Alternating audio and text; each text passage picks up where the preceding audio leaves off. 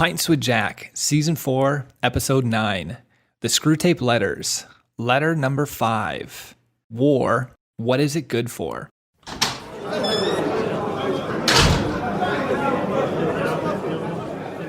Friends, welcome to Pints with Jack, your weekly C.S. Lewis podcast, where typically David, Andrew, and I break down and discuss the works of C.S. Lewis. This season, we are eavesdropping on the correspondence of a senior demon, Screwtape, as he explains how to tempt the patient, a human assigned to be tempted by Screwtape's nephew, Wormwood. Each week, we'll be considering a different letter, untwisting Screwtape's hellish logic, and forming a battle plan for our own spiritual lives. As you heard me say in the beginning, typically, David, Andrew, and I, this is a different episode. If you remember in letter 1, when we had a guest host with David and Trent Horn, we are doing that again. And so this week, I am joined with Brenton Dickieson, who there is a lot of stuff here. So this makes me even more excited for this. Who's just brilliant and not only a Lewis scholar, but a Lewis lover, just a passion for it. He's an adjunct instructor in literature at the King's College in New York City, sessional professor in the Center for the Study of Christianity and Culture at the University of Prince Edward Island, an instructor in spiritual theology at Regent College in Vancouver. He also does freelance speaking and writing and is author of the popular faith, fiction, and fantasy blog, A Pilgrim in Narnia. And he lives with his wife, Carrie, and his son, Nicholas, in their native home in Charlton, Prince Edward Island. And he has recently completed his PhD at the University of Chester, focusing his work on C.S. Lewis, J.R.R. Tolkien, and the Inklings. Oh, Brenton, that was a lot. Well, thanks. I guess there's briefer bios in my Twitter byline. That's what I should have did. I should have just gone to the Twitter byline. That would have been great. But it's fantastic to have you here. Thanks so much. And this is the first time you and I are meeting, which makes this even more interesting because listeners, if you remember, these guest co-hosting are different than interviews. I'm not interviewing Brenton to get to know his works. We're going to be going through this letter together, which I love this dynamic because when you're interviewing someone, you're usually getting to know the big picture of where they've focused their research on Lewis. Well, here we're going to see you apply your knowledge in a very specific way. And so I'm quite excited for this. So thanks for joining us. Yeah, well, I think too, like there's knowledge and there's discovery, right? Like, and I think with the Screwtape Letters, conversations are sort of best. Partly because we can just end up leaving the stuff on the page if we aren't careful, right? You know, yes, we want to tease it out, but we also want it to tease us out, and I think community is best for that. Yes, I'm excited to see how you approach this differently than myself, and to obviously we have plenty of thoughts that we've planned ahead of time, but the beauty of these is we're going to let the conversation flow, which is going to be great. But before we jump into this, the title, this is a new thing each week where we come up with a title, and it's usually a music one. And actually, David has sourced all of these. And so just as all the listeners know, Matt knows nothing about movies. He doesn't know anything about titles either. So I don't know this song when David told me the name, but he said it was on the soundtrack of Jackie Chan's movie Rush Hour. But that didn't help me because classically, of course, I haven't seen this. But I do know this letter is about war, so it makes perfect sense that he would choose a title on war. Have you heard the song, by the way? War, What Is It Good For? Yeah, it's the war, what is it good for, right? That song? Is that the one? Oh, it's that one. Yeah. No, it's good. You know it. Yeah. That. And then, of course, he goes, absolutely nothing, that kind of thing, right? But as a question, I think it's actually a pretty good teaser. It may be the best of the titles as far as a song that, at least that one phrase in the song that's said about 20 times is a great one. War, what is it good for? That kind of thing. Yeah. I didn't actually think about that. I'm glad you mentioned that because that is really what this letter, and we're going to end up diving into and talking about, is it might on the surface seem like, oh, war is perfect for Satan because there's so much destruction and evil and death. But we're going to realize that's not necessarily the case. Yeah. And so that is a perfect title. Yeah. I mean, and what does Screwtape do? I mean, it's a funny book in that things are kind of upside down. You have to think about them standing on your head a little bit.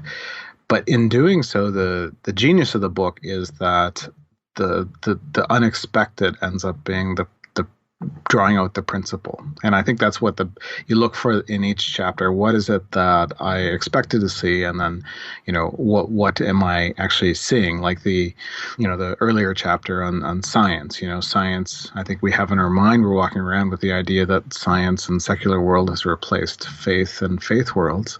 And of course, it's the exact opposite in this text, that actually that's a danger. It awakens curiosity and knowledge and reason. So, which sends us back to the question of faith. So, yeah, no, absolutely. I think that's what makes Screwtape Letters for me the most exciting to read and to reread is the upside downness, the way it provokes something new, a new perspective, not just a new idea. And how perfect that we get to do this in such a detailed way to create space for an hour conversation. I mean, that's to essentially talk about 5 pages an hour. Lets us really unpack it and try to answer those questions and tease those out. Yeah, absolutely. But before we get to do that, we're going to start with the quote of the week, which I chose this one because this jumped out to me particularly. And this is from this letter. And here's what it says. Do not allow any temporary excitement to distract you from the real business of undermining faith in preventing the formation of virtues. We're going to have a chance to dive into that in this letter because that last part, preventing the formation of virtues, I'm noticing, I mentioned this, well, we recorded the next letter that we released. So as listeners, as you guys are hearing this, you won't actually have heard this yet. In the future.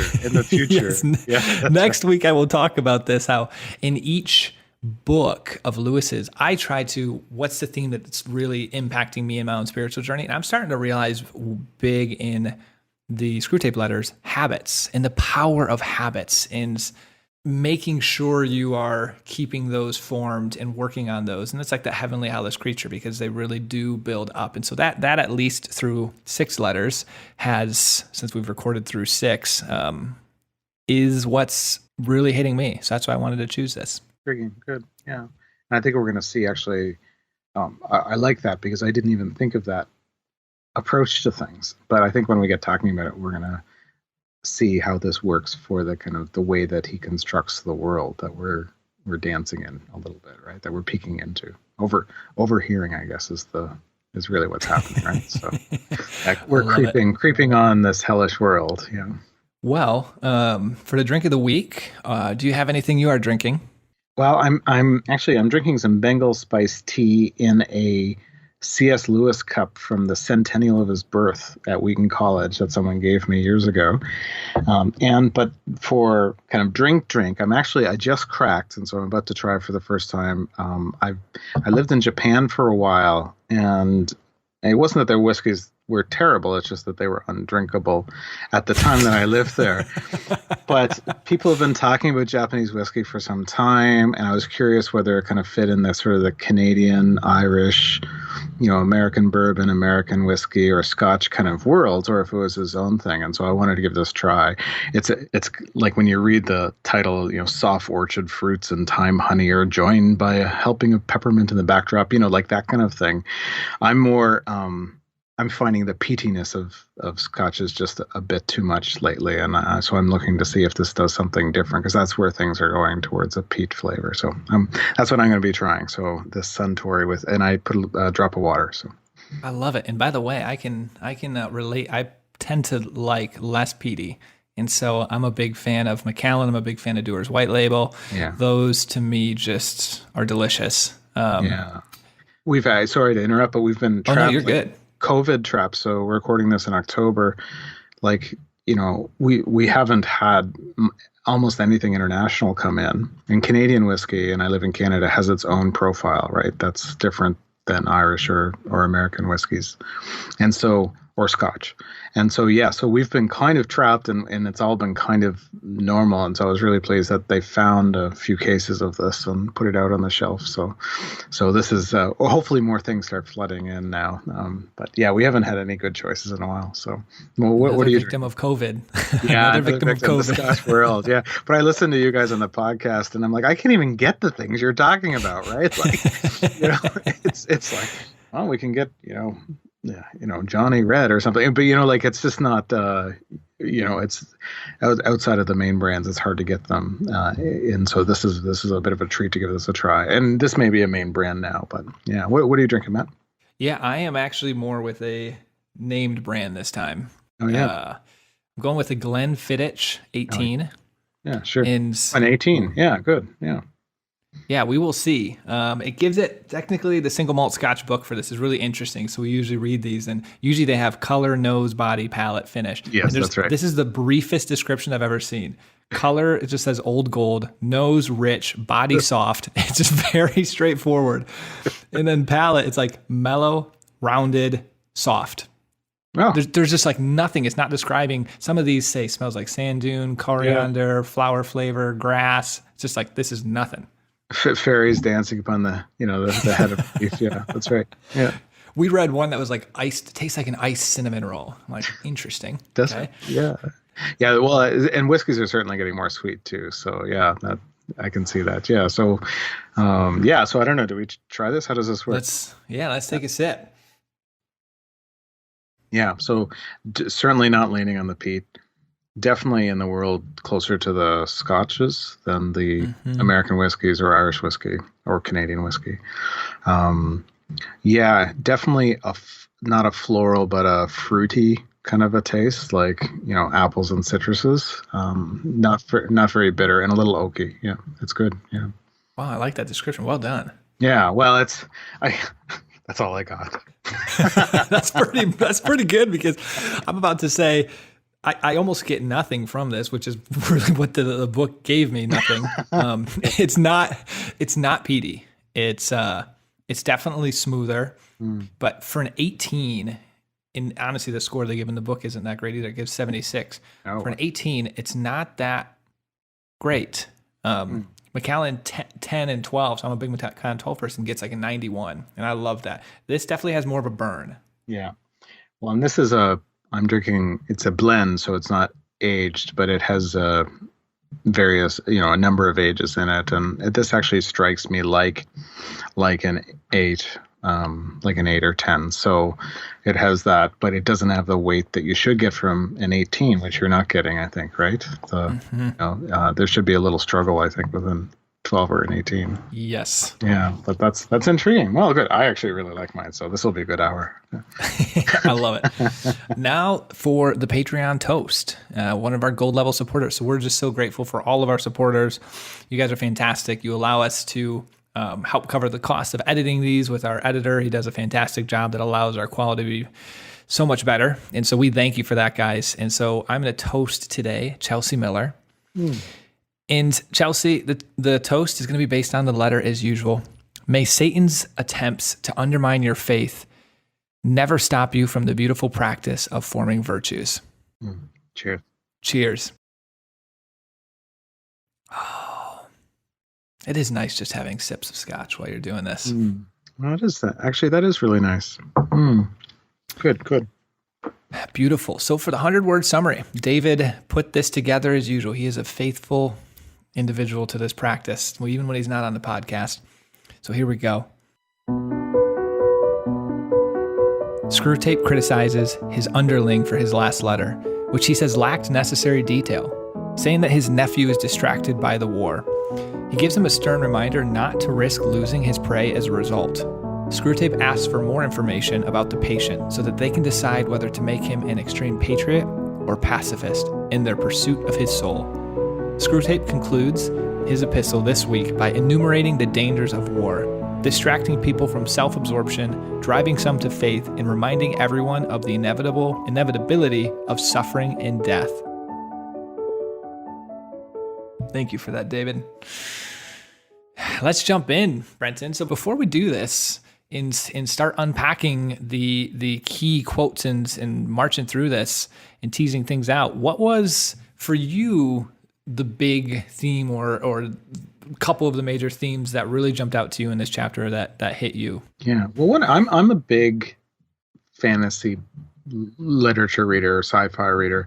I'm a big speculative fiction buff. Like this is, and so what I've been trying to do on the scholarly side is come up with a way of thinking about how he brought together these worlds, how he made these fictional worlds or speculative universes, and and to what degree they're consistent and things like that. And this letter is neat in that in such a brief way, it gives us a huge hint at a whole demonic world that Screwtape is living in, and just a few words, like the whole question of war and how to respond to it. And then Screwtape sets himself apart from that world and says, well, there's that. But, if we really want to remember our goals, this is the approach that we want to take. So Screwtape is the preeminent scholar here, the expert, right? And at this point, it sounds most like the beginning of like an academic talk or something, like where it's like, Peterson and McCloskey say this, but if we really look at the data, right? And that's what Screwtape's doing here. Is there's a mainstream effect in hell, and then Screwtape's trying to refine that for efficiency. And Screwtape's all about utilitarianism. He'll use anything to get the job done. And so that's really the technique. And then when we talk about the technique, and we can talk about this as we go, what I realized as I was listening and reading to this and thinking about this was what Screwtape was wiping away actually still revealed something in me like that. So it's not unimportant what he wipes away. When he says not this, but this, the not this is still sort of effective for me. Yeah. I like the way you said that, looking at data, the technique side of it, because I didn't think about that, but that fits very much. My main thing was very similar, but stated in a very different way, was this letter talks a good bit about fear and suffering, but what's important is he goes, all right, how do we mechanically take advantage of that? Which is kind of what you were saying with the technique side of things. How do we use this and leverage this, where his apprentice is more just getting excited for, on the surface, like the popular idea, oh, fear and suffering, this is great. I'm getting drunk on some wine here, a little delirious, and this is all good. I'm tasting this the sweetness of their fear and suffering, not realizing that, no, easy. Let's get to the mechanical, the duty side, your experiences and pleasure. And I like the way you phrase that. Yeah, and as we get into the beginning of the letter, as you're speaking, it kind of strikes me that, I guess we're already into the details, aren't we? But the war, let's do it. Yeah, so a war has broken out. Like the war has broken out. Lewis wrote this in the midst of World War II, and the war has broken out, and this is of course terrifying for everybody. And we'll focus in on what he's focusing in on, but I think we're supposed to imagine like a big party in hell of these young tempters that are just like, yes, destruction, and they don't even know about the whole totalitarianism, like the concentration camps. They don't know about all of that. All they know is the standard, desperate, want and poverty and sorrow and the hatred of war. So all they know is that, and I've been trying to think, like, what would that feel like? And I think it's like, like at a big concert of whatever music, and then all of a sudden, like that crescendo comes in, the big part, the big hit, and like how the whole crowd erupts, or how our hearts rise with that group, or the beauty of a painting or a fashion show or whatever people are into, where there's this holy whoa, and there's this, it's almost like perfume in a room or eruption of rockets. Like it just lights up hell, and it's physical, tangible, instinctive, animalistic, like pheromones. That's the lusty greed that the demons have of the pain and suffering that's going to come for who knows however many months or years, right? I do love that language he uses. And I think I appreciate you bringing that up, because that jumped out to me in other letters. In this one particularly, that banquet, you tasted the wine, or the delirious of joy. The language Lewis uses, it really does seem that, you said animalistic, carnal. Like there's just this, they're devouring and savoring every bit of the anguish and bewilderment of the human souls they're talking about. I mean, that language is rich. Yeah, but it's almost like, jeepers, I haven't quite found it, because there's something perpetual about it. Lewis writes a sort of preface later on in his life, and he talks about Screwtape as the animal, or the demons are able to savor and devour one another, but then there's this eternal devouring language, and so it's almost like a slave in the cellar, or I haven't quite found it. It's like a feast though that you can continue to experience. And so I wonder if perfume or something else is it's like a festering compost pile, right? That they enjoy because that's what they enjoy, right? Because what are they savoring, right? It's this. It's what kind of person curls his lip up in pleasure at the suffering of another, right? It's sociopathological, right, or something. Yeah. It's that grinning evil that we have in film. Very narcissistic, actually. I mean, if you think and if you think of hell as almost like, I mean, the point. This is a simplification, but if you think of heaven as when you surrender your will and you align your will with God's will and you accept it when you say to him, thy will be done, and hell is not just saying my will be done. That is like pretty much a form of narcissism. So it is interesting that these demons who have obviously essentially said my will be done and turned from God's, they do have these narcissistic tendencies. So they would get a sick pleasure out of other people's destruction. Absolutely. And I think really the best, we're talking about pairing. I don't know, maybe wine's a better pairing conversation. I'm not a wine guy, but the best pairing, I think, of Screwtape, like I in my work, I kind of put it with other books, but one of them is, I think, The Great Divorce. I think The Great Divorce is the answer to this book. You did The Great Divorce. I think you guys. It's also David's my favorite book. Andrews argues it's his best is Till We Have Faces. We like to think The Great Divorce. There's a little ongoing debate. I'm with you guys, although obviously Till We Have Faces is kind of elevated. It's better as literary fiction, but as a theological experiment, I think The Great Divorce is better, and it's the answer to Screwtape, I think. And so reading those together, and then we see kind of all this energy of hell, but then we discover in The Great Divorce that hell is actually minute and small and insipid and tasteless and colorless, and so there's all this celebration over something that would be really puzzling for anybody on the outside to even appreciate that. Right? Yeah, like put the two worlds together and see what happens. It's a really intriguing experiment. Yeah. What would you say to? I'm curious your thoughts. We've been talking about devouring, and it's here we have this sort of tasting the wine. It is that carnal devouring almost of the human soul.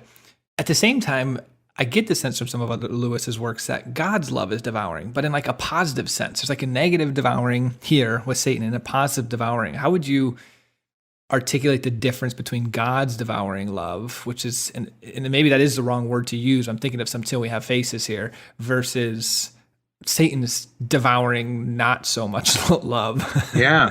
Well, what if we actually switch the word devour to consume? Okay, I like that. Yep. And so it was actually George MacDonald who takes the song, who comes with that phrase, all-consuming fire. God's love is an all-consuming fire. So this is George MacDonald, was a 19th century preacher and fantasy writer who C.S. Lewis greatly admired, really partly responsible for Lewis's conversion to faith. And he came up with the all-consuming fire, which was a song, I think, from about 20 years ago or so, 25 years ago or so. And it's an interesting phrase, I guess. Consume. Notice the word con. Like there's a togetherness in that word. Mm-hmm. Consummate, right, is a kind of a connection between things, not a dislocation of things. Whereas devour is a pushing away of things, a splitting apart of things. And I think that God's love is an all-consuming fire. But it's a willful thing. We've thrown ourselves into it. We've given ourselves over to it, and so then it consumes, but in the way that as a fire, kind of those desert fires where the fire rages through the wilderness, and then the seed is born from the fire. These kind of fires and things like that. Yeah, it's like that. There's a burning, and then there's the seed that's burned out of it. That's why the phoenix is a great symbol for Christian faith and spiritual resurrection, as well as the hope of heaven, because the phoenix explodes into flames, and the phoenix is reborn out of the fire, out of the ashes. Yeah. I'm picturing Harry Potter right now, that scene in Dumbledore's office. I mean, for years, I've had the image in it for years. There's a local chapel that has an image of the phoenix, and I've been contemplating it since I was young in faith and haven't quite found the right story or poem or something to shape it in me. I'm dissatisfied with every treatment of the phoenix, but it's a great symbol. And some churches have like eagles and stuff for the lecterns, but some have, you can find the phoenix hidden, the firebird hidden among its midst. But yeah, so I think consume is a better word. And it's true that we can consume thoughtlessly. Like, we can drink 18-year-old scotch as if it's, Kool-Aid or something, right? Or Pepsi. And Pepsi may be good, or Kool-Aid may be good, but you can make Pepsi in like 15 or 20 minutes. You can make it in seconds if you have one of those fancy machines. But it takes 18 years to make what you're drinking there. So, so I think consuming in the positive sense works, yeah. Well, speaking of short-term versus longer-term, building an 18-year scotch, I love how he points out here next to not let himself get distracted from the bigger business. And so this is where actually the quote of the week came through. So Lewis writes, "If by steady and cool-headed application here and now you can finally secure his soul, he will then be yours forever. A brimful living chalice of despair and horror and astonishment, which you can raise to your lips as often as you please. So do not allow any temporary excitement to distract you from the real business of undermining faith and preventing the formation of virtues." This is just what you mentioned, first of all, in the beginning, that this chapter is so much about the technicality of, okay, yes, you're feeling pretty high on your horse right now. Everything's going great. You're feeling good. You've tasted a little of the wine. It's great. You're at this big banquet, but realize that you can't lose this, and we need to think through long term here. Yeah, absolutely. I think this is, and I think actually you captured it super well. What are we doing? And the problem with the hell world, I mean, the intriguing thing about the hell world is, I think Christians sometimes feel beleaguered. I think people feel beleaguered in general in their spiritual life, even if they haven't kind of tethered themselves to the Christian faith or to a church or something.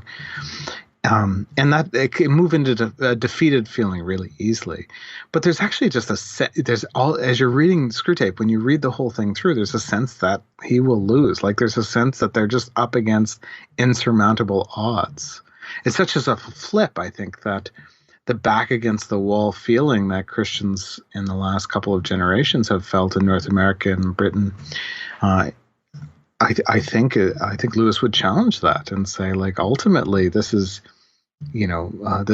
like just another war in history. This is just another part in history that it's like in the Screwtape world, it's unwinnable in the Screwtape, in the book that Lewis has written, because they cannot accommodate for love. They can't account for it.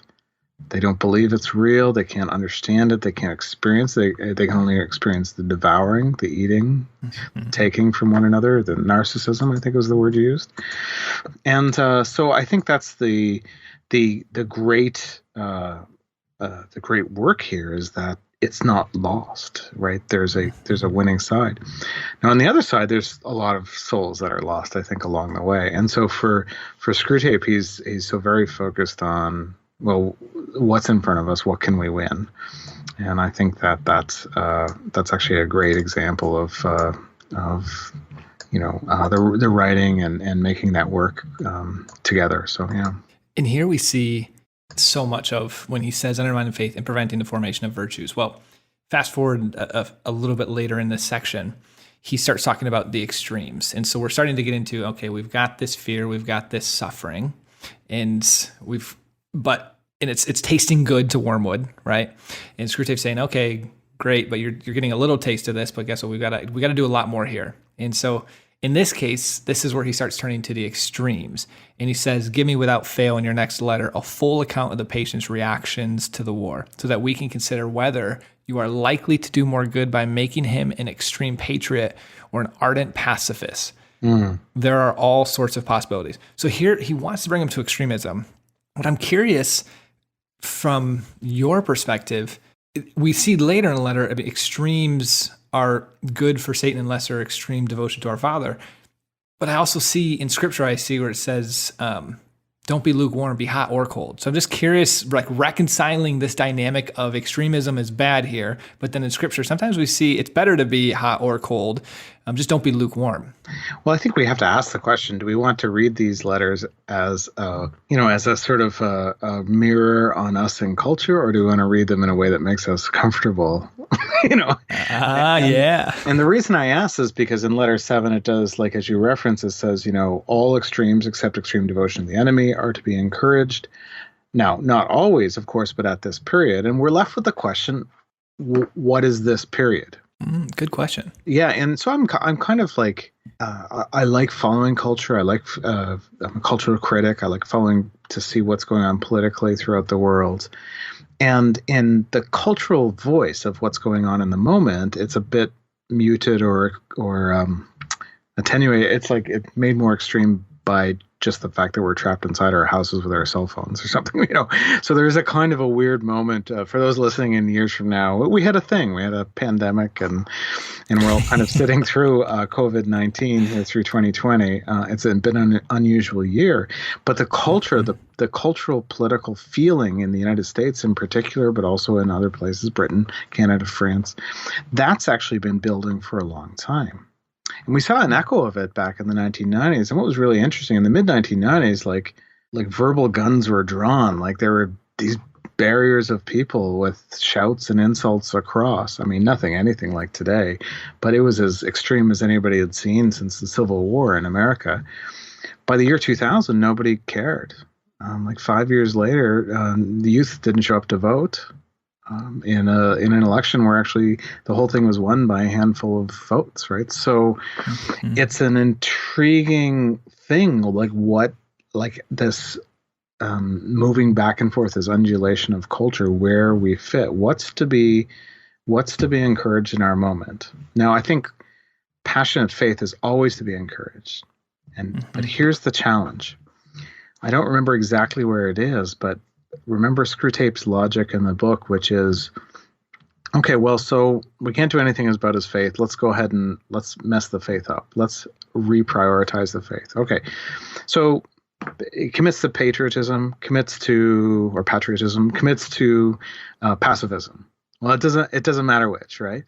And then once we do that, we have them feel like this is actually the most important part of the faith. And then the next step is that this is actually one of the, supreme bits of the Christian faith, is that it supports patriotism or pacifism, whatever opposites we might see. And then now actually I'm a patriot and pacifist, and my Christianity is the main support. So Christianity is now the means to the end, right? Interesting way to put that. Yeah. And so somewhere, I think that's letter 7. But what do we say about our political progressives and our political traditionalists or conservatives? What do we say about those who are in the midst of these moments? Okay. And I'm actually not going to come down on any side or something. And it's not unique to America or the current moment, but quite often I see people who, take a positive quality, racial equality, financial security or financial good management or beneficent government or whatever, right? Take a positive quality, and then through a series of steps, now they have overlapped that. They've equated that with their faith. And so that actually Christian faith is the response to whatever social issue it is, sexual issues, family issues, issues of freedom, issues of liberty, that kind of thing. And we've equated those things. And then the next step in our culture is now we negate people that don't fit in those perspectives. That's what we're doing. Yeah. And it's our politicians do it frequently, and it's not just on one side or the other. It's not that if you don't agree with me, you're wrong. It's if you don't agree with me, you don't exist. You're fake. You don't get a voice. You're not valuable. So that's I think that's the voice to us in this cultural moment. This particular podcast will come out somewhere around the American election in 2020, just before or after. You would know the schedule, Matt. think it's first week of November. So I think Maybe yes. the same day. I don't know. Yeah. Where all this, the whole fate of the world seems sitting on this particular moment. And maybe it is. You should do the things that you're called to do. But Romans 12:2 talks about don't be conformed to the pattern of this world. And that word for conforming to the pattern is really interesting. It's the word schematic. So don't allow the map of your life, the blueprint of your life, if you were to print it out on an overhead transparency sheet and set it upon the map of the world, can you see the lines distinctly, or are they the same? Are your schematics matching? And I would actually translate that for our moment, from world to world system, which Paul uses in Ephesians, that same idea. What is the world system? Is that your liberal theology, your progressive politics, your conservative theology, your fundamentalist ideas? These are actually conforming to patterns of the world. In and of themselves, whatever goods there may have remain, but when you equate them, the whole thing is lost. It's not, the faith perspective doesn't mean anything anymore. It becomes sub to that. So now the only point of my Christianity is the vote because of end of life issues, abortion, sexuality, whether I can carry a gun, what I can dress like when I go to school or whatever. All issues for you to talk about. But once they become the main thing, then everything else falls apart. And that's totally a Screwtapian value, is to get us on that point. Yeah. This was making me think a lot of the letter that will be released next week, letter 6, from when our listeners are hearing this. And I'm going to forget the 3 concentric circles. It was fantasy, something, and will. Oh yeah, the imagination. Yes, and it's brilliant, and I should have these intention, but it's basically the opposite of C.S. Lewis's own return to faith. Right, he started on the outside with intellectual questions, then he moved to the inside with other questions. Then he finally made a willful choice to kind of move across, and so they're sort of Greek classical circles. But yeah, go ahead. I've lost them in my mind, but I could look them up here. Yeah. I was trying to, and then I realized David moved those show notes to a different folder. I'm like, it's going to take me a sec to dig up. But the point of it was, it's what Screwtape wants is for us to, in the fantasy realm, to, for example, feel very charitable about some of the issues that you pointed out, whether it's an immigration issue or an abortion issue. And you have these thoughts that feel very virtuous. And they're just very good quality thoughts towards these things. But then in your will, your neighbor next door to you, you treat them poorly. And particularly if they have a different view than you, you treat them very poorly. And so your will is where your malice intention is. Your fantasy is where your good thoughts are. And Screwtape likes that, because in reality, Christianity is so much about how you treat people around you and what you do and your actions. At least I think what Lewis was trying to make that point there. And so I was thinking of that as you were talking about a lot of the political things, where the political becomes number 1 and the Christianity number 2. That's very quickly when you forget that, let's say you and I have polar opposite values. My responsibility in this moment as a Christian is to love you completely and to will that love. But because the political becomes number 1, you're my enemy now. Right. And that becomes dangerous. Well, I mean, speaking as a theologian, I have to ask the question, was your political theology made in the image of God, or was your neighbor made in the image of God, right? And this is question. This is we've got to be constantly challenged by this. And cheapers, I don't understand why people aren't burning Screwtape right now, because Screwtape goes on and says the crazy thing a little bit later in the letter, right, which is, not only is there extremes to consider, because Screwtape doesn't care, right? Either extreme is fine. You would think that pacifism would be more of an enemy because everybody's peaceful. Well, no, then there's just tyranny and self-righteousness and everything. He can work in any mode. It doesn't matter. He's great. You think, well, the little old nun, on the pro-life line. Well, there's pride wherever we may tread, right? It's the reality that Screwtape has is he wants the heads I win, tails you lose phenomena all the time. But what he says is unfair is actually God.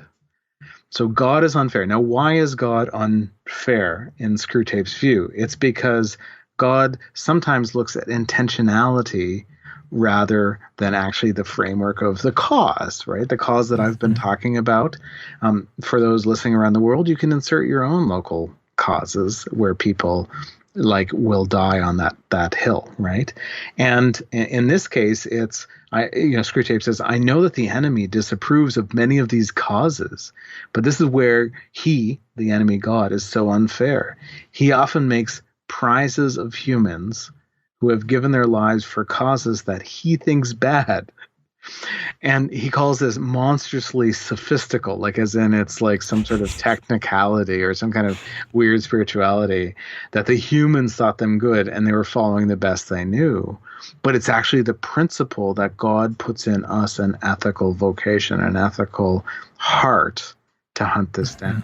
And this is actually one of the beautiful things about this generation of youth, like millennials and the next generation, is they're very ethical.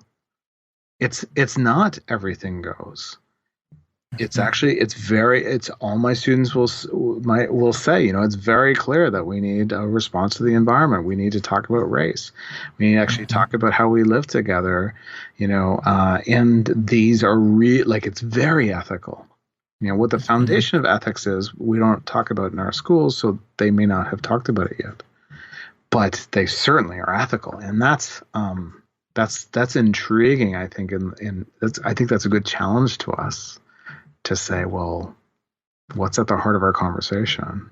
And that so much reminds me of two things. But first, with the Great Divorce, and how the big theme for me for the Great Divorce, by the way, was that sentence of there's two types of people: those that say to God, "Thy will be done," and those to whom God says, "Thy will be done." Yeah. And that hit me hard for the months after reading it. I'm going into mass. I'm on my knees and I'm like, God, thy will be done, because I'm scared that's my will.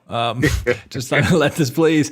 But the point of I think some of what you were bringing up there, Lewis, is making is, if your will and desire in that moment when you're a part of a cause that might not actually be exactly what God intended, but you have a genuine desire to live out his will or the goodness, your intentions are very pure, and you do get it wrong because you missed the mark a little bit due to things that are somewhat out of your control. You've had certain influences in your life, certain teachings, people have taught you different things, and God recognizes that, but he knows the purity of your intention. I love that Lewis points out so much that he honors that. And no, it's a great point. And I mean, maybe it's a point people want to challenge. And look, I have friends deeply involved in social justice, right? And at some point you might say, well, there's nothing more important than X.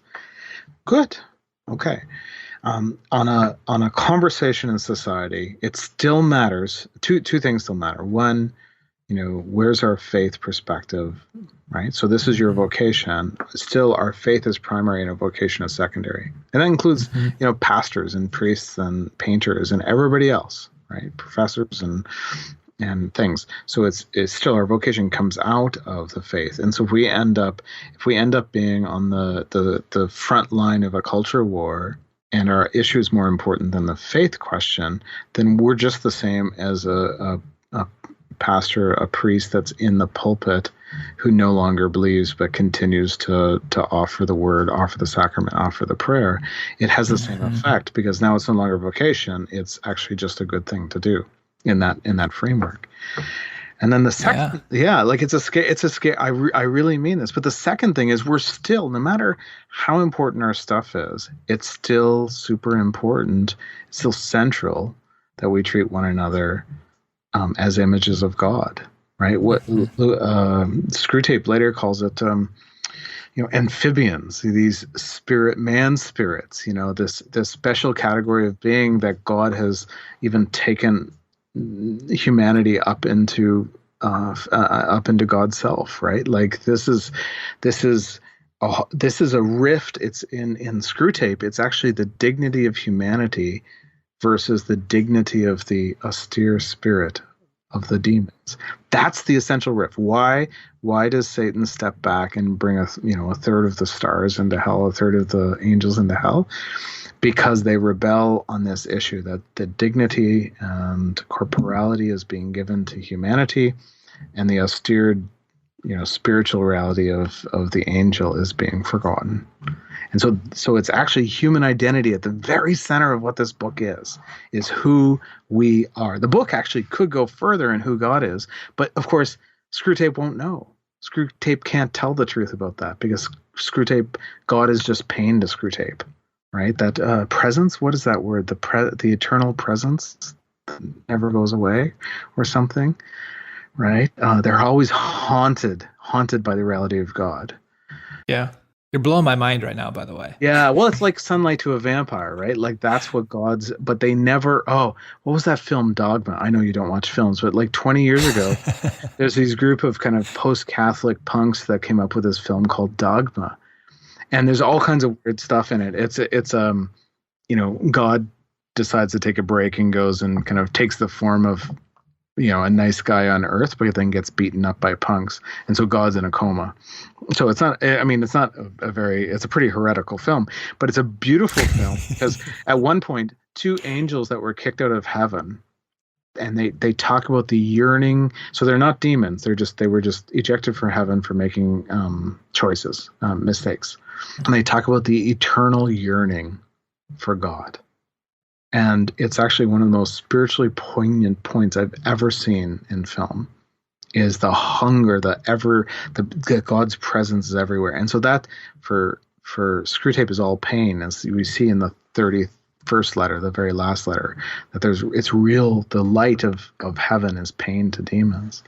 Well, they feel it. And that divides the kind of whole world, is that humans have this privilege. So it's actually really important to love your neighbor. I know this is very Sunday school now, all that stuff. And now where are we at?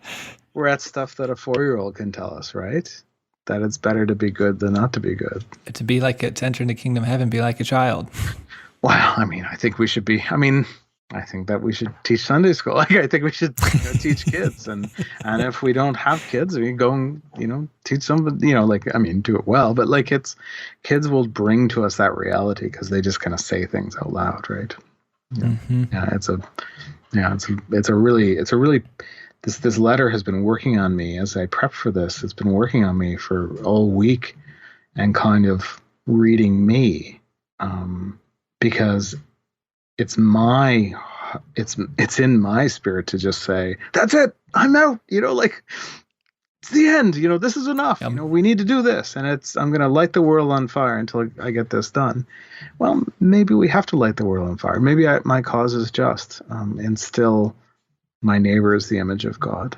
Exactly. That exact concept from the letter of next week, the concentric circles, which is somewhat, and everything we've been talking about here, has been weighing on me the last week as well, actually, because I have a number of things with Pints with Jack, with a business I had started a couple of years ago, that take a lot of my attention. And so then between those things that take a bunch of my attention, then when I bring in my spiritual life, a lot of my free time is devoted to trying to cultivate silence and solitude and that devotion with God, that I very quickly forget about the other part of the life of those around me and how I'm treating them. I'm honestly neglecting friendships, neglecting relationships right now in my life. I'm neglecting many things because I think these causes are bigger. So Pints with Jack, as it's gotten bigger, you feel a more obligation that this is a gift in this audience and you have to pour into that. And then the business I'm doing, same thing. I have a bigger vocation that I want with the kingdom of God. And so I'm pouring into that. And so it's taking all of my energy, but now I'm not pouring into the people right around me. And in fact, there's people in the office space there's a couple people that talk all the time. And every time they stop me, I quickly come up with an excuse of why I got to get back to work to not be charitable and talk with them in the moment. And I know deep down, particularly one gentleman, is deeply lonely and yearning for interaction. And my thought is, you're about to steal from me and I got to get back to work. Yeah. And so this has been just piercing me this last week of like, Matt, you have a wake up call here. It's so much easier. Like, it would be so much more spiritually comforting on the front end to say, oh yeah, actually this series of letters, we should really apply this to you or them. Mm-hmm. Right? And I think that's it. And I've actually been a little concerned about the way that Lewis is taking up politically in some contexts, where certain kinds of journals and theologies and political ideas take him up to quote something and say, now, haha.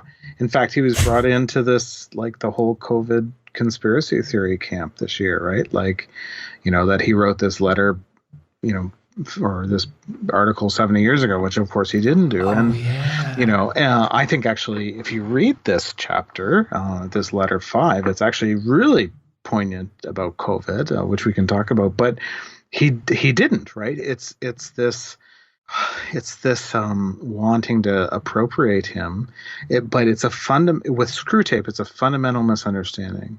Screwtape Letters, so I'm a Canadian Christian theologian. Screwtape Letters is not about me then reading the United States or reading France and their political economy. It's about reading me, right? And that's always got to be the first thing. It's me who wants to be on the extreme edge of things. And then I end up living in this dangerous middle way, because it's not a middle way that I'm undecided. It's actually trying to navigate, I believe these things and I want to do these things. I think these things are good, beautiful, and true. But ultimately we have to win. There's the kingdom is bigger than me. The love of God is bigger than me. One neighbor is more important than all of my ideologies. All I want to do is actually do the thing that I like doing, that I'm called to do. So the idea of helping the old lady across the street, or whatever the Boy Scout version of what we're talking about is, right, is just in my way. The perfect example of this is my favorite saint, Saint Maximilian Kolbe. He's considered the saint of Auschwitz. And long story short, in Poland, he had built this almost empire of spreading through a magazine, a faith-based magazine, to almost 1 million people, I believe, a month is what they were reaching. And then when Auschwitz happened, he could have escaped, but he wanted to stay to his duty. And then he gets brought into Auschwitz. And long story short, they had this thing where if someone ran away, they would kill 10 people to somewhat disincentivize people from escaping. They called up 10 people. One guy starts freaking out, and St. Maximilian Kolbe volunteers to go in his place and ultimately dies for him.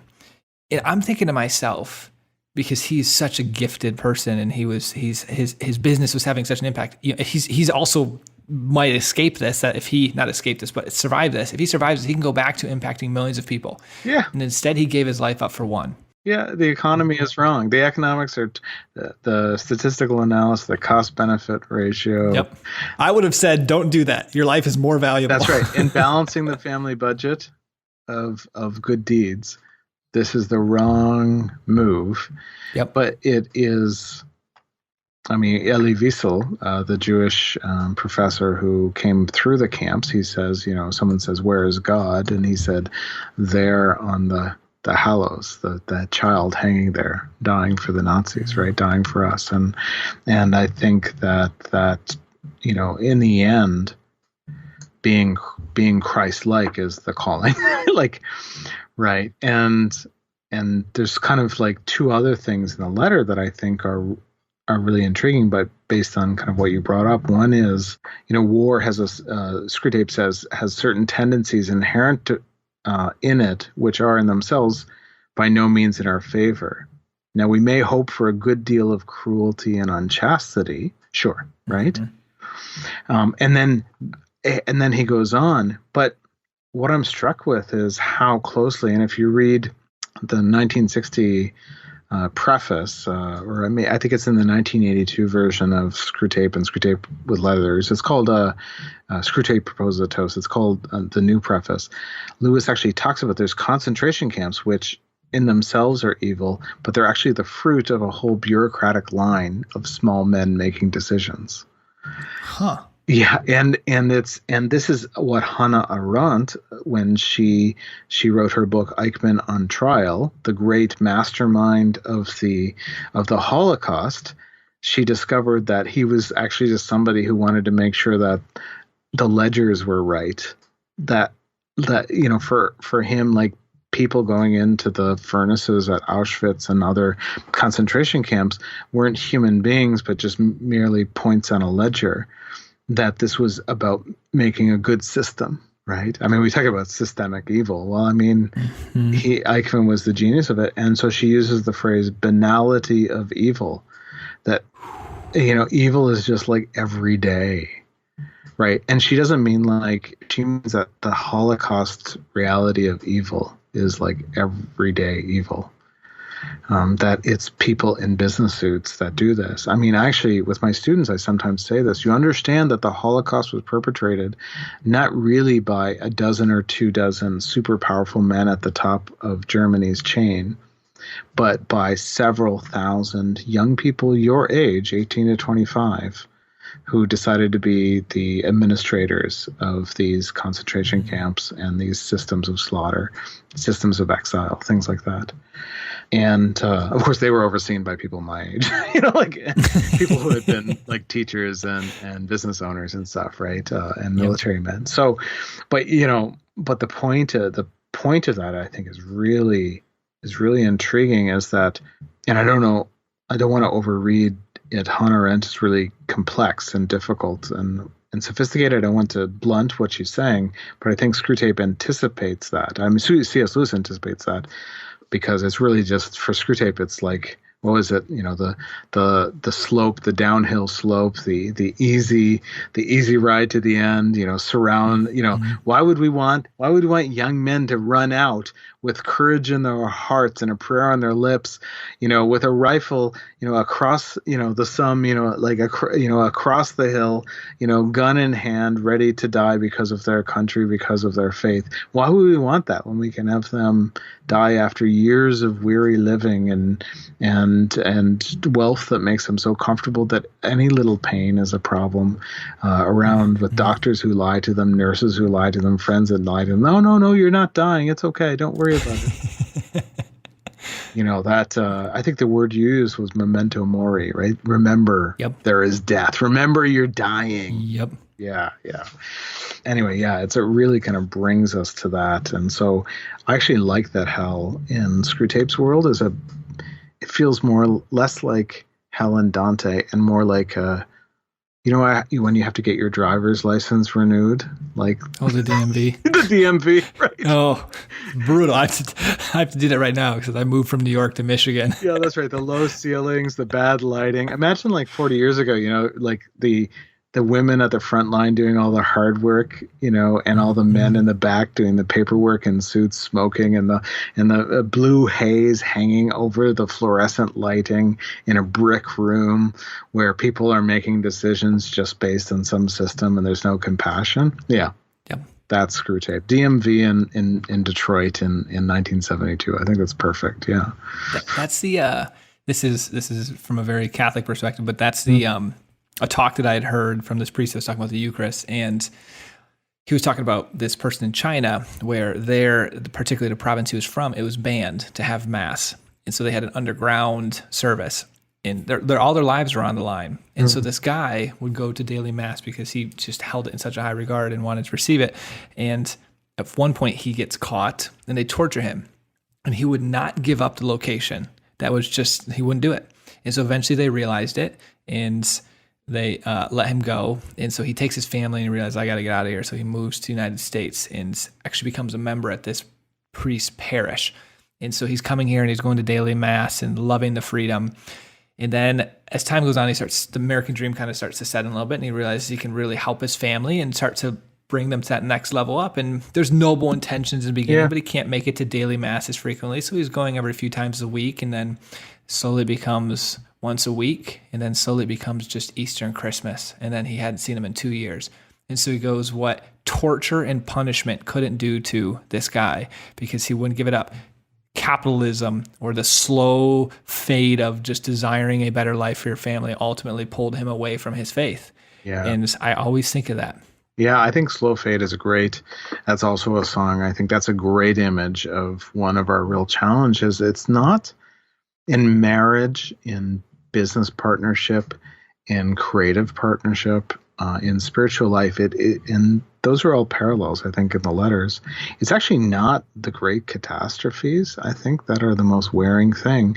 But Monday to Friday, making lunches, getting out the door on time, office desk mates, HR meetings, those training meetings, where you have to learn how to use a new system or whatever, the commute, the Sunday school class where nobody is paying attention, the substandard art in our lives. Like, it's actually the weary kind of draining of all these things.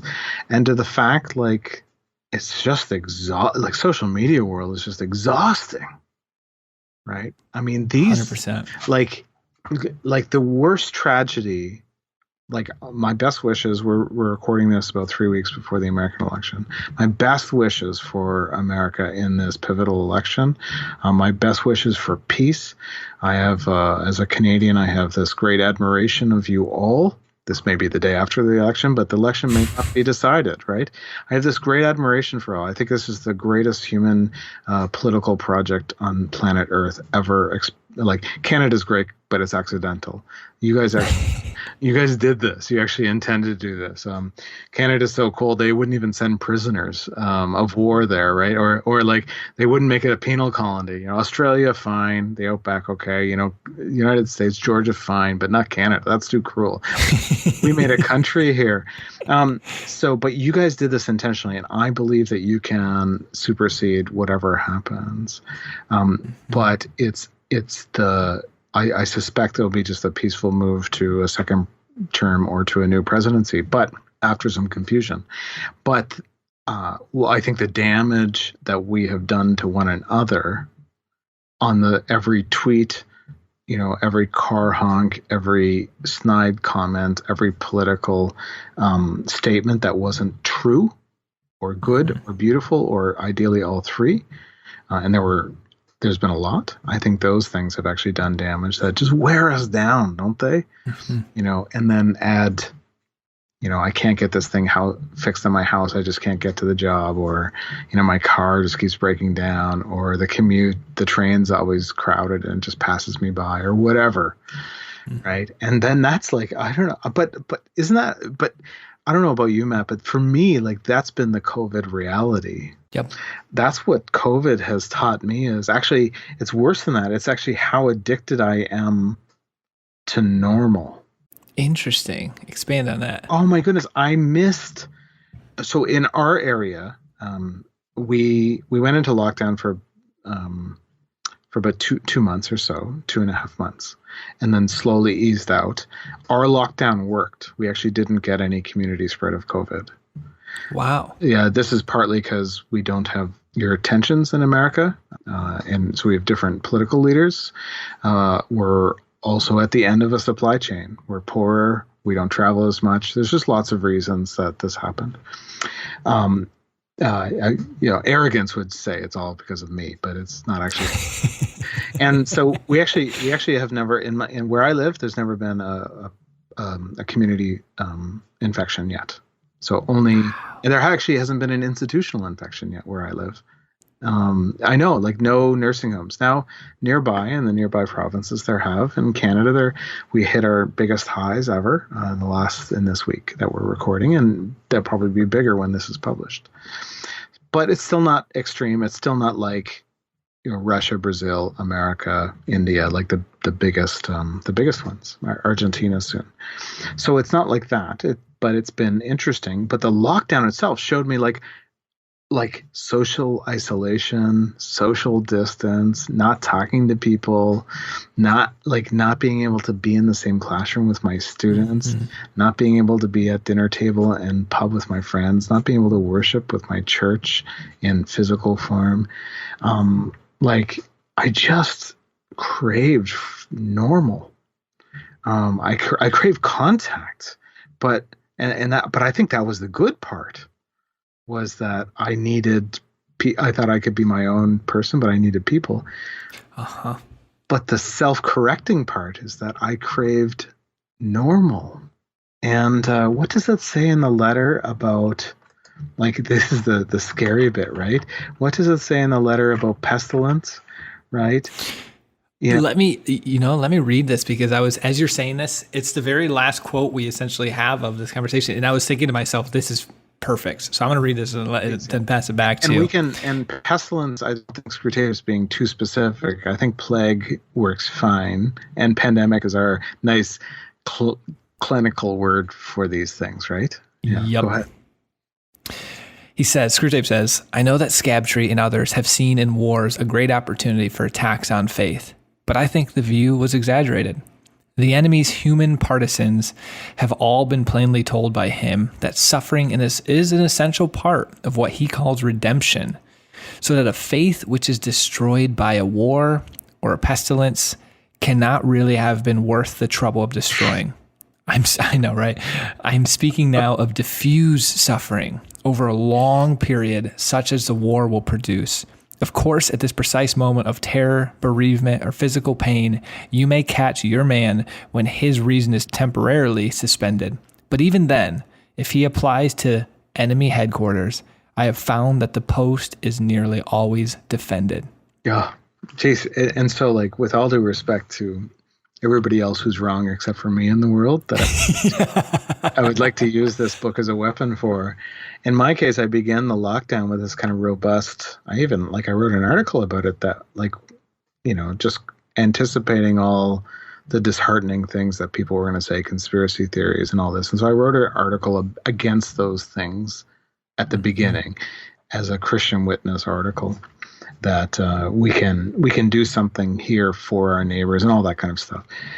But I have to say, like it's not like my faith itself didn't disappear or anything, but my sense of spiritual strength or my spiritual stability did. And that was really it was really sapped, and this energy that I had was sapped. And that's, you know, that was the revealing thing about the pandemic is actually, I talked about patterning life after the world. I've actually patterned my life around these series of comforts and contacts and good things in my world.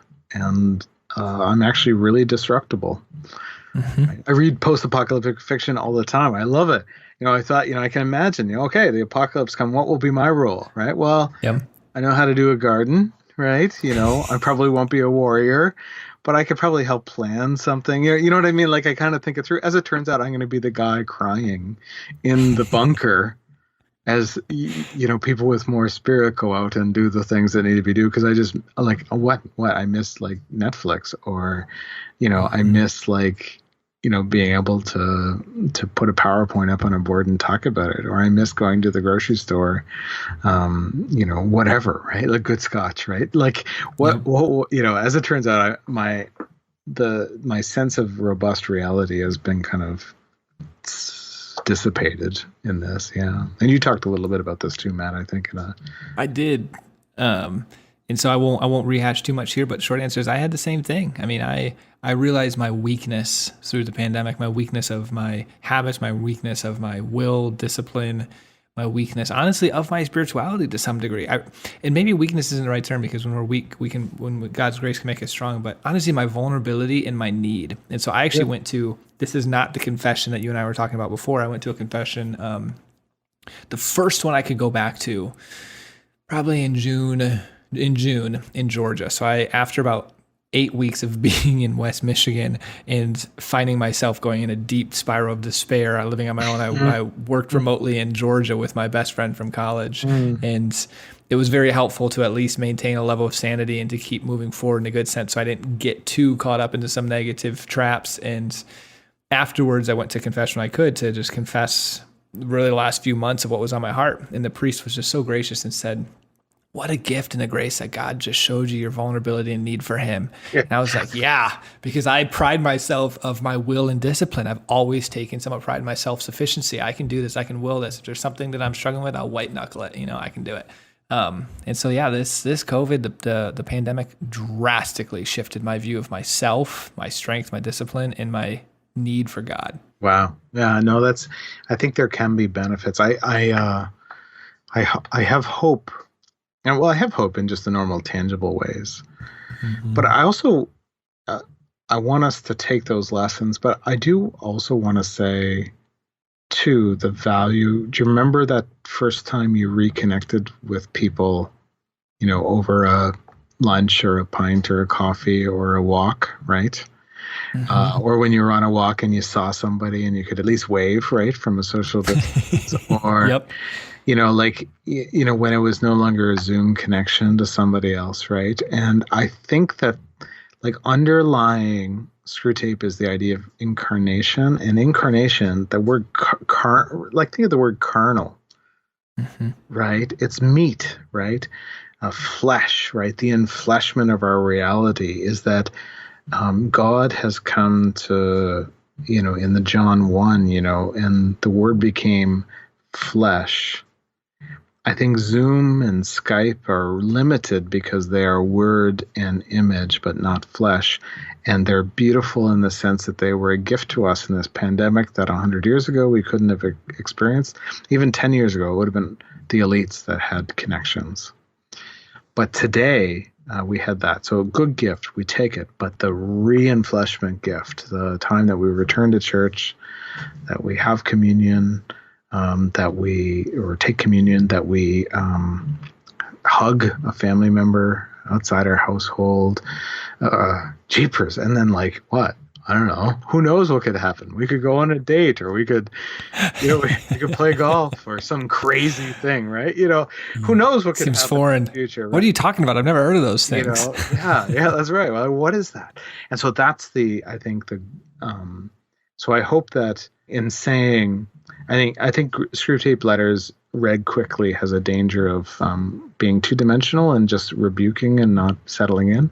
I think it's both. I think we have this beautiful opportunity to look at our lives in the midst of this interesting 2020 year, more damagingly interesting in the United States. I don't know that anybody wins on November 4th, to be honest, although the country may be better or worse on that day or whatever. It's in the midst of all that, we can learn things about ourselves, and we can discover that, we can really ask ourselves the question, do I have a wartime faith? Do I have a pestilence faith? Do I have a faith that can stand the whole jilting of our world? I like that. In this sense, we're kind of like the worst of two worlds, right? Like we have the pestilence is like the smoke and the bomb, all the war stuff that the guy in the letter is worried about. Right. But then, for those of us who are in places where we socially distance, we did lockdowns and then limited lockdowns and then controlled measures and all that to try and reduce the community spread, reduce contact to manageable letter levels and all that. We actually don't have the disbenefits like the losses that you would have in war. Like if the United States, which has had, 8 million transmissions, a couple of 100,000 coming on 250,000 deaths. What would your cities look like if 250,000 people died in warfare, right? It would be catastrophic, right? In the greatest American losses, Pearl Harbor, 9/11, 3,000 people, right? You've had a couple of ship carriers go down with 1,000, 2,000, 3,000 people, but you're talking 80 times those levels. Whole cities leveled, whole city blocks leveled, the catastrophic loss of war. So we have the benefit, but we also have the deficit that we don't have the heroism. The heroism is kind of, we'll put on a mask, try and stay at home. What? What's the heroism? Yeah, in fact, your heroism is to burrow yourself in your apartment and watch a bunch of Netflix for a while. And then what do? We find out we come out and we're spiritually weaker and 5 pounds, 10 pounds, 20 pounds heavier. Yep. That all we've been eating is white food for the last month. And, and actually for me, I've discovered that I actually, as a person who's not a big toucher, I actually every now and then need a hug, and spiritual communion is not enough. I actually want tangible connection to the Lord's Supper, and I want to sing with others, and I want to walk in a place where people are walking, and I want to teach where I can see smiles and eyeballs and people falling asleep, which sometimes happens in classes. So, yeah.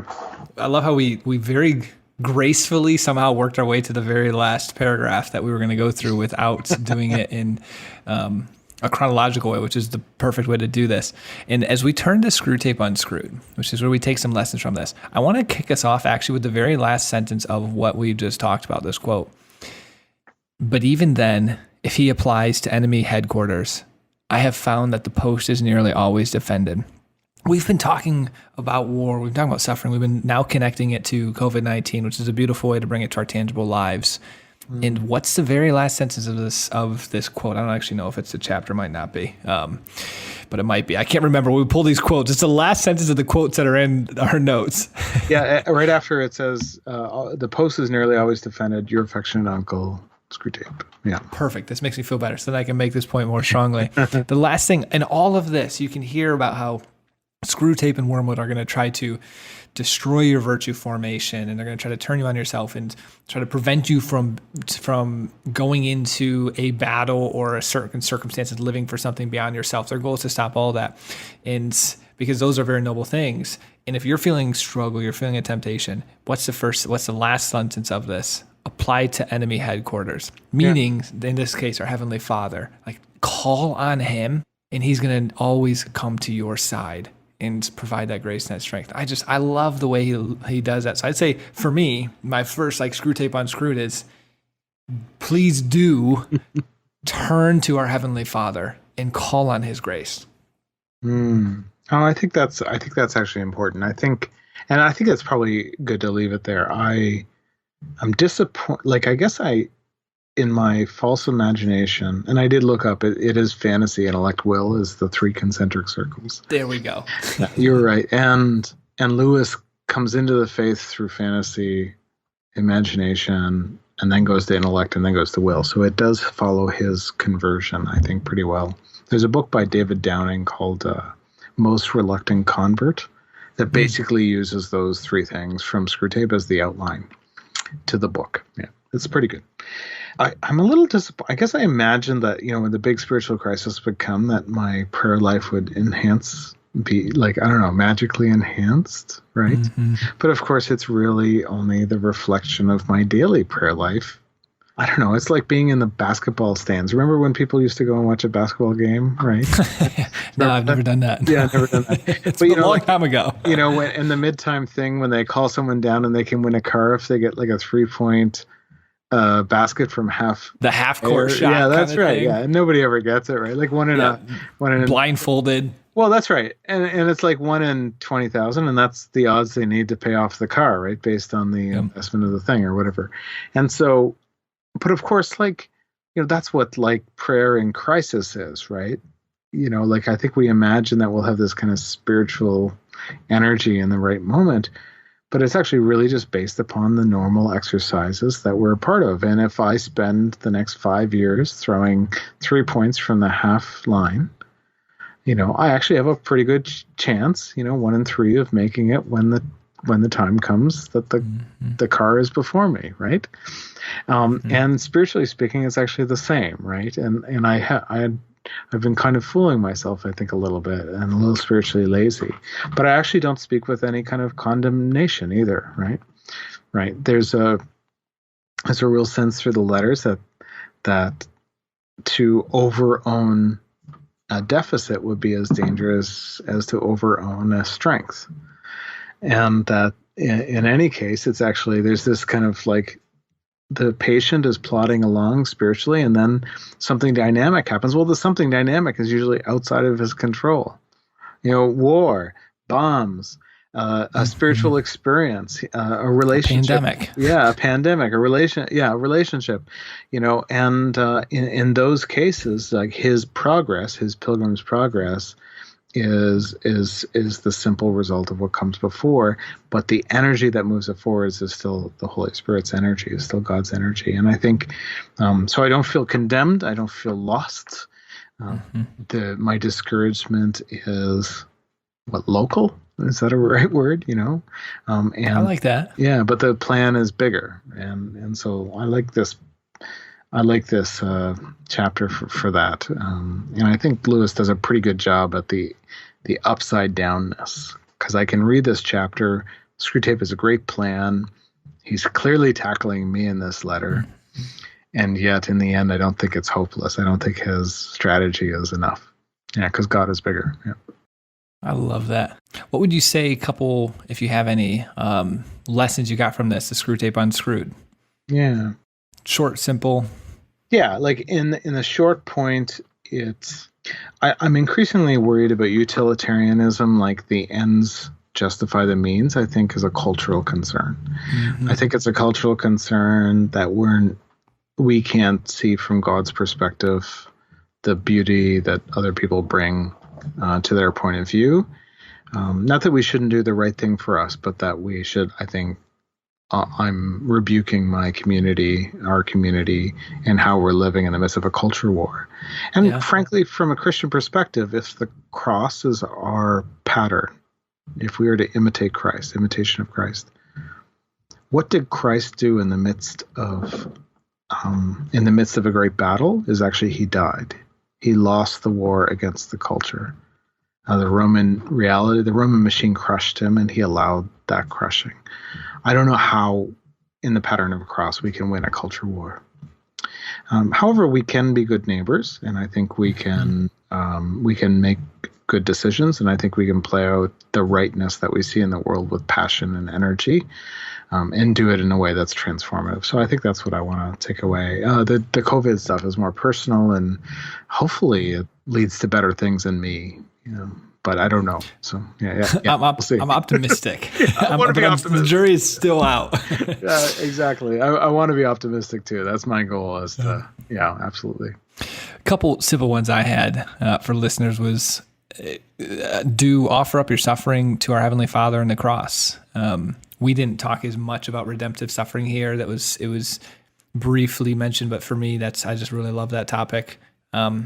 I put do strive to live for something beyond yourself. So thinking that momentum mori and how going into war, that thought of you're dying for something beyond yourself was a very noble thing. And really focus on virtue formation and vice versa in times of negative desolation, which is more what I've personally experienced, it sounds like yourself, in the COVID, of trying to stay vigilant to not allow the negative habits to form. Yeah. And it's practical, it's simple, but in reality, it's incredibly hard to implement, because when you're feeling negative emotions, in my case, you're living on my own, loneliness, some despair, those habits, the negative habits form because you think that you need them to cope with it. And it's a tough thing, but trying to stay as vigilant as possible and recognizing with that heavenly and hellish creatures that the little things start to build on themselves. Those were some things I really got from this chapter. Yeah, if I could just speak pastorally, and I am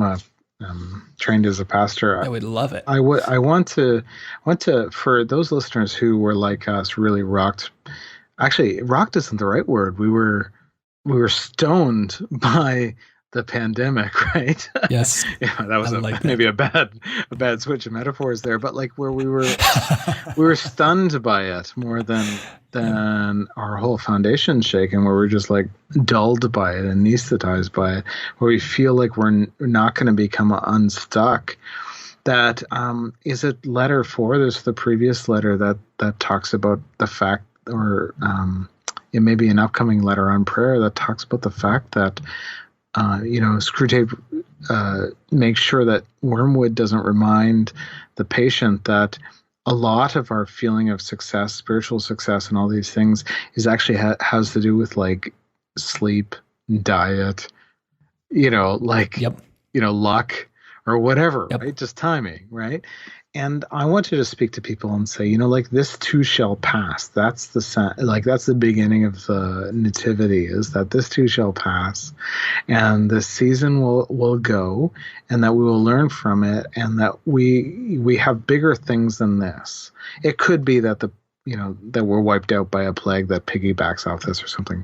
But actually, I suspect that it's actually what we do to one another that will count more than what the pandemic does to us. I actually think that's true. And I think do too. Yeah, and I think that we can live robustly, and that this will not define us completely, but actually the image of Christ in us is what actually defines us. And in that sense, we are invincible, we have great light, we are witnesses, and we have been made in the image of God, unlike any of the things in our world, including our habits and our hopes. and that who knows what cool things may come, which may be greater than what we had previously imagined. And I'm speaking as somebody whose career basically disappeared in the midst of this pandemic. Right? I finished a PhD last year, and now I'm ready to go into a global job search to be a professor. Well, guess what? Nobody's looking for a professor. And shockingly, nobody's looking for a professor in like Screwtapeology or something. So, so I just want to speak to people just to give you courage. It's bigger than this. It'll be bigger than this. And the adventure of faith. Well, you may die tomorrow. You're not promised anything. But in general, I think actually is richer than anything that we've kind of counted on. That COVID has revealed to us that we've counted on, I think. I'm going to leave the listeners with that. I think that was a beautiful way to pull this to ending. And so I'm also assuming, Brenton, as people have just heard that, they want to learn a little bit more about you, your work. Obviously, they've gotten to hear your heart and your intelligence and intellect all throughout this. So share a little bit where they can learn more about you and some of your work. Yeah, absolutely. And I'm actually right in the midst of the social media stuff. Like I'm on Instagram, you can search my name, Brenton Dickieson, and I'm on Twitter, it's @BrentonDana. But my main spot, I suppose, is my blog, pilgriminNarnia.com. I curate that, guest posts, and I think we're over 1,050 posts over the last few years. Yeah, it's a big project.